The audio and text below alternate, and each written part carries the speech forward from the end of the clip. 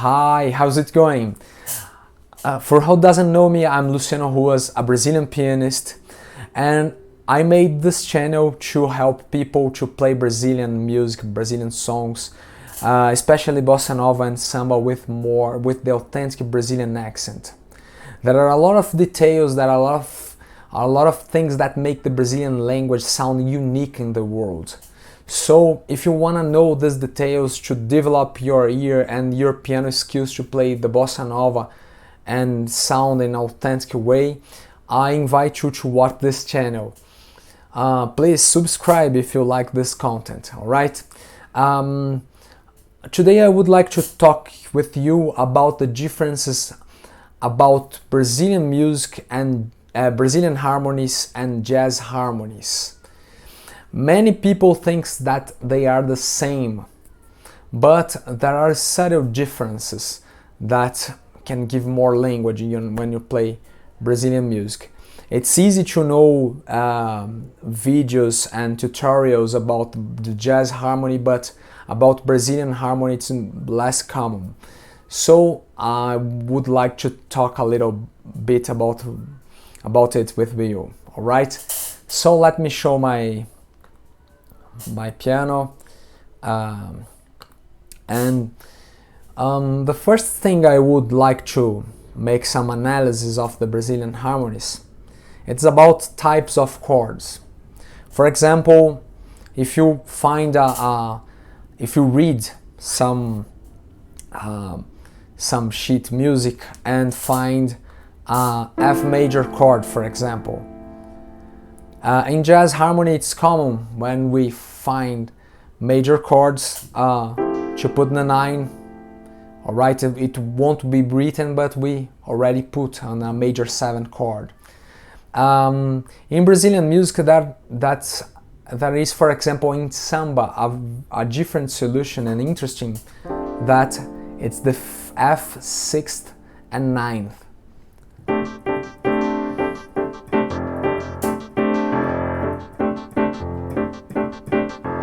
So this chord is very common in Brazilian samba.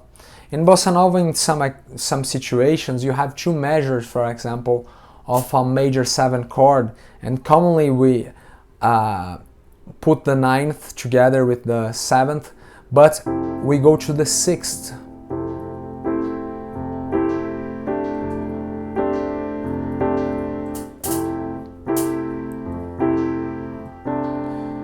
So the only chord we are gonna find that's written here, that F major 7, but we can play, for example, F major 6 and F major 7 to create some changes, some colors of this chord. About minor chords, if you are just playing samba, it's common to play chords with just 4 notes.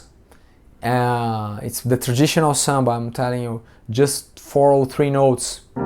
Just try it. Or in jazz you're gonna find the 9th like in bossa nova, alright? So it's common to read C minor and you put the 7th and the 9th on bossa nova. You can put most of the time the 14th. It's gonna sound very interesting also.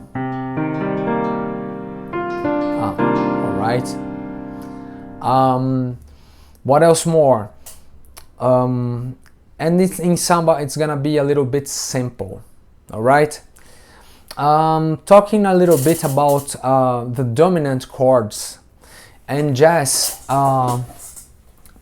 you're gonna find a lot of variations of the dominant chords based in some different scales. For example, you're gonna find the this, for example, the flat 9, the 7 flat 9 chord. It's very common to find this in jazz, or this is not written here, but I'm putting now the sharp 9. It's not written, but G7 sharp 9. When I put this chord has kind of the minor third and the major third. Major third in the structure, for example, a G7 here, but I put the flat ninth here. All right, it's very common to find this in jazz, and you're gonna have also this chord here, that is a dominant leading chord, C7 ninth with sharp 11th. All right, this is a possibility also that you're gonna find in jazz and also bossa nova, that has been influenced by the same composers of the Impressionism. So it's common. But there is one chord that it's not so much seen on jazz, that it's a dominant chord. You have just a triad, but you have the 7th below it. It's a C7 with the B flat on bass. This is the chord we call the Waters of March chord, because for who knows the song Waters of March of Jobim's, you're gonna know that it starts on in this 7th chord with the 7th on the bass. So the common way to write it, it's not C7, but you write C, you put a bar, B flat, for example. All right, so this chord sounds very Brazilian in a lot of situations.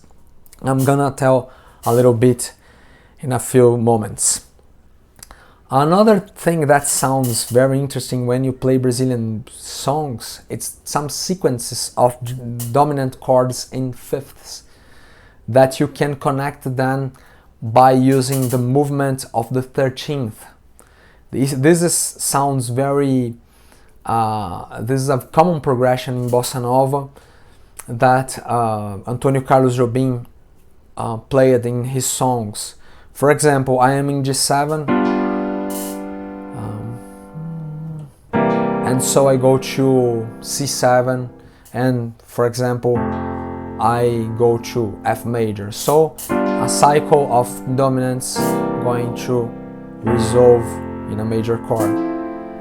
Jobim would do a very interesting counter melody using the tensions of this G7. Probably they won't be written here on the screen, but I'm gonna tell you. So the counter melody, it's the 13th, after that flat 13th, after that you go to the 9th of the next chord, and after that the flat 9th of the next chord, and so you can resolve it. How does it sound? Besides sounding like this, I'm putting a little bit of more tensions, but it's gonna sound, now you're gonna hear Brazil in terms of harmony. I already played that variation.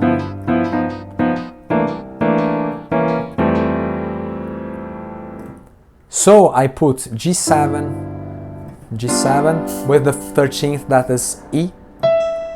After that, E flat, C7 with D, that's the 9th, and D flat to make this movement. And I can go to C to resolve this progression. So when you have a sequence of dominance in fifths in bossa nova, you can try to experiment this, to put this movement of tensions, and you're gonna have in a lot of situations this Brazilian taste progression. All right, I made one variation here also that works good.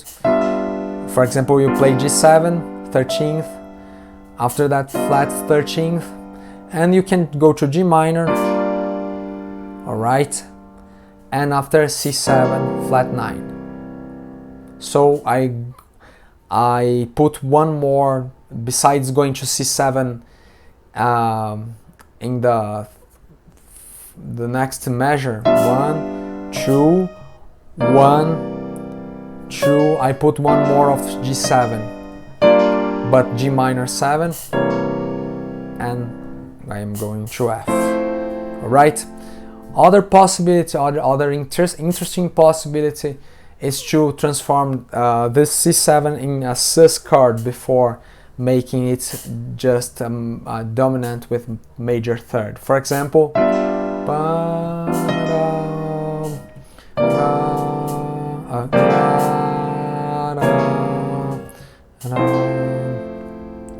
so again, now I play C7. The computer is not understanding as C7.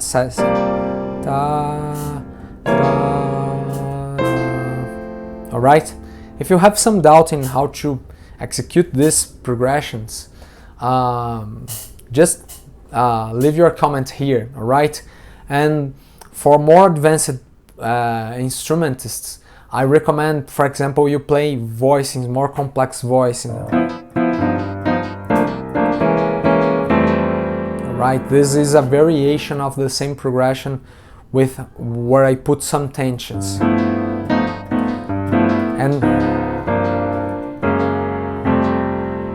we can make more bass movements on this progression. There are a lot of variations I can tell in another live, alright?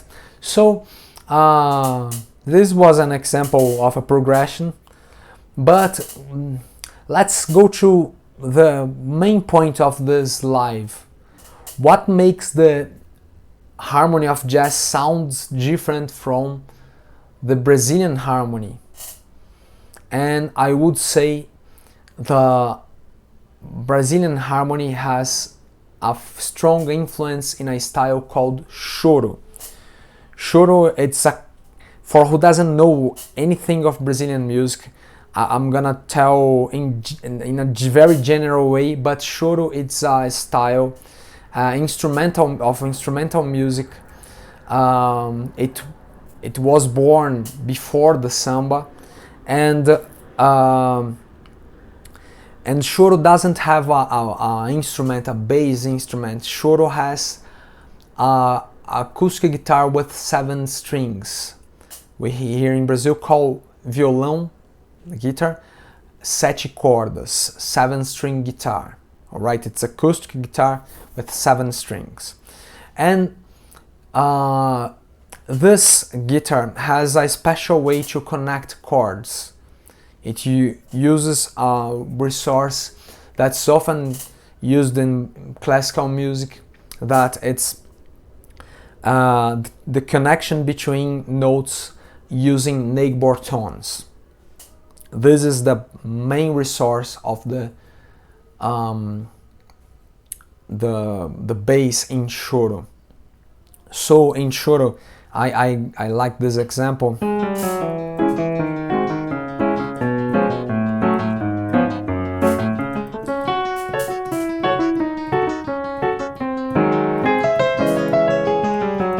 This melody is on the bass, and the bass is going using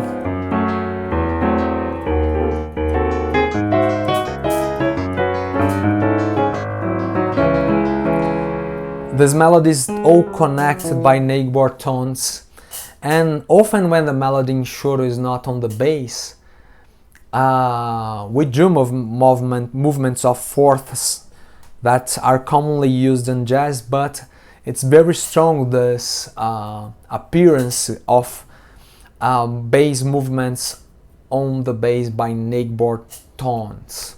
Alright, so when you hear bossa nova, for example, I like one example of a very not known, I think this is not very known in United States and the other parts of the world, but it's the Jet Samba by Tom Jobim. We hear in Brazil called Samba do Avião. Jet Samba starts with a harmony with D major 7, F diminished or D diminished, after that E minor 7, F diminished, F minor, F sharp minor 7, majors, F dominant, F sharp dominant, G major 7, and C7. And how do they play this harmony? Besides doing these chords in different places, let me show you again. I'm gonna point my hand D, so I jump to F, E, F. This part it's all connected. F sharp minor, major, G, and C7. Look, there are a lot of jumps here. In the original arrangement, Tom Jobim connected all the bass. Just pay attention in the last note of my left hand.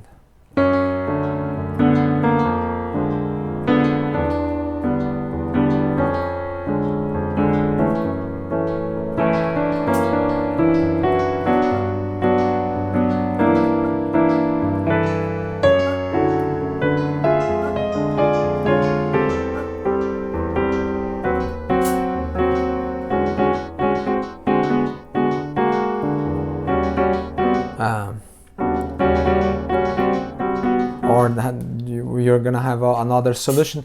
But what is important here in this place? It's the connection between the bass notes. O by neckboard tones. And if you don't know what are neckboard tones, I'm sorry, I would tell you before. But neckboard tones are notes that have one or half a step of distance. For example, if you are in C, what are the neckboard tones of C? You have B, that it's half a step, or you have B flat, that's a whole step. It's this below, and up you're gonna have one half step, that is C sharp or D flat or D. So these are the neckboard tones of the that connects the bass. So if you do a way that connects a lot of chords, in a lot of places you are gonna sound with this Brazilian accent in your play. It's not forbidden to jump. It's not you're not all the time. You don't have to do this, but in a lot of places this is gonna sound smoother. The distance between the chords, you're gonna sound a little bit more smooth, so it remembers the sounds of bossa nova. All right. I have another example of this that it's often played in the song Wave by Antônio Carlos Jobim. People often plays the B section, G minor 7, C7, F major. So it's a 2/5. G minor 7, C7, F major 7.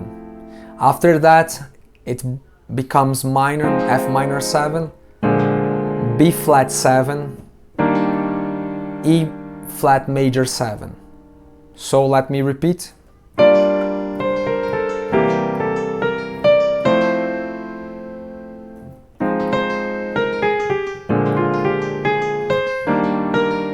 I'm just playing separately to help you to see on the written chords here.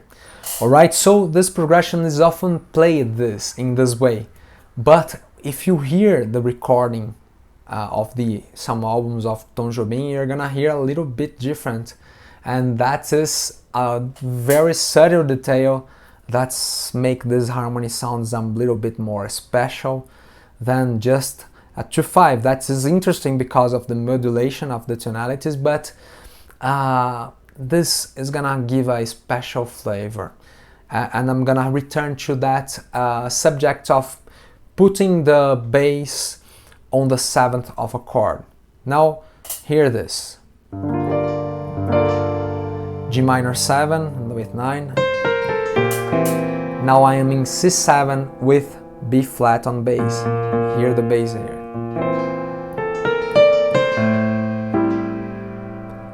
And now I'm in A minor because of the connection between half a step here.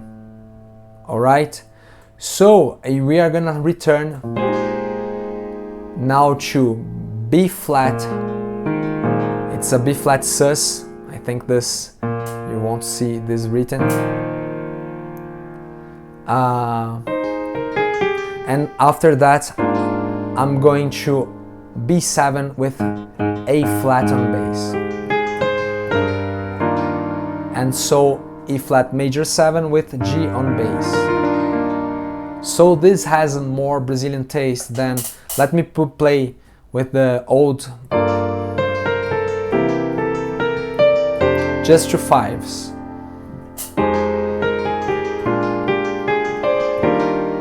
And now using these inversions, this connection between chords.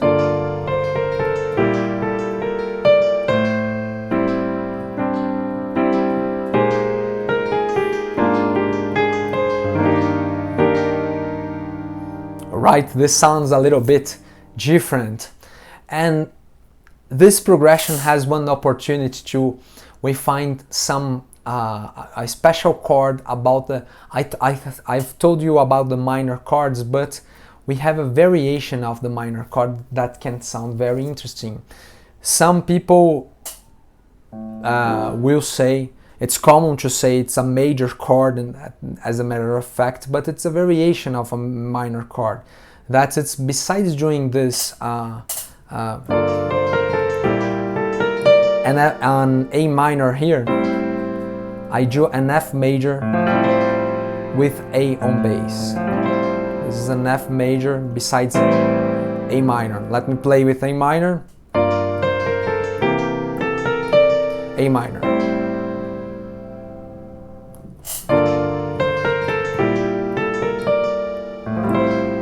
Now F major with A on bass. It's a variation. Some people here in Brazil will call this A minor 7 flat 13th or flat 6. It's common to write flat 6. Some people, some teachers of harmony won't say this is right, but I think it's practical too, because we already know some musicians, Brazilian musicians, will recognize this as a Brazilian chord common, like a kind of A minor, not a kind of F major. Alright? So this I'm sorry, it's a substitute for a minor chord that you can explore. For example, besides sometimes you use the C minor 7, you can use this C minor with flat 13th, that it's gonna call, the computer is gonna call A flat major 7, alright? So this is a variation that's commonly used. I recommend so much you hear for a composer called Dori Caymmi. Dori Caymmi, it's is a son of the composer Dorival Caymmi, a traditional composer in Brazil. And Dori Caymmi does a lot of modern compositions. You're gonna see a lot of very rich harmonies and with the half steps, and he uses so much, he likes this sound of this chord with the bass, different bass. Alright? Alright. Another thing that's often people that doesn't know Brazilian music gets a little confused and commits some kind of mistake. It's not wrong in the musical view, but it's a detail that is being loose because sometimes the perception of the people, the musicians that hear and play just jazz, they sometimes lose these details. It's, for example, the introduction of the wave song. People often play and D minor and G7 for this introduction. They used to write, to play with rootless voicings, G minor, and G7 with 9th and 13th.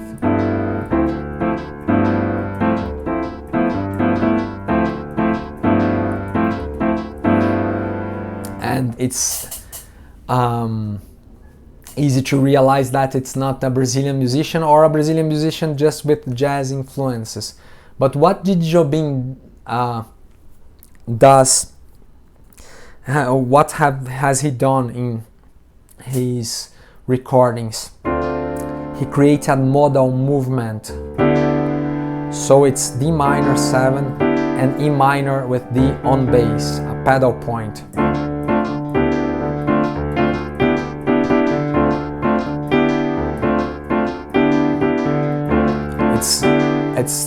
It's more refined than just a 2/5. It doesn't sound like that as a progression, and the way it's not to resolve as a 2/5, but it's a modal progression. We hear the for who knows a little bit more of harmony, it's gonna sound the Dorian mode, because we are hearing the sextet. I like to play this in a modal way. If you see my videos, watch my videos, you can play in a quartal way, alright? So I put the melody on F, alright, and put fourths down, and it's the same chords. There is one recording at my YouTube. I'm gonna try to put the card here to you hear this introduction made with fourths when I'm playing trio. All right. If you realize, if you observe with careful the harmonies of Bossa Nova, especially, I told a little bit about samba. But if you observe them, you're gonna notice these details, and the more you play them, the more you hear, you're gonna develop your perception. You're gonna develop your ears to recognize these subtle details. All right? So I hope you have enjoyed this little class of harmony, and I hope this can enhance your experience. I remind another song that I've made a live about it. That's Waters of Mart. That has these connections between the bass. Let's hear the steps here on the left hand.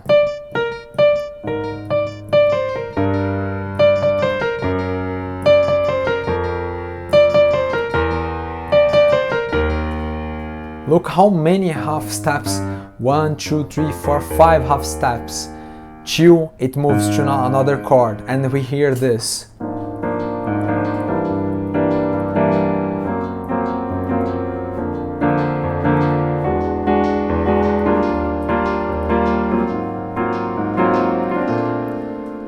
So this is a very authentic Brazilian progression in the Bossa Nova style. All right, so I invite you to watch more and listen to more Brazilian music, especially Bossa Nova, and try to recognize this chord changes, and try to differentiate of the chord changes you play when you are trying to play Brazilian music or when you are hearing jazz. All right, so I hope you have enjoyed this experience, and there are a lot of more examples.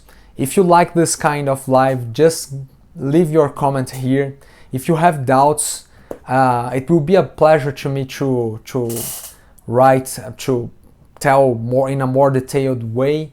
So I'm here to help you to have a better experience with Brazilian music, when playing Brazilian music, and play with a more authentic accent.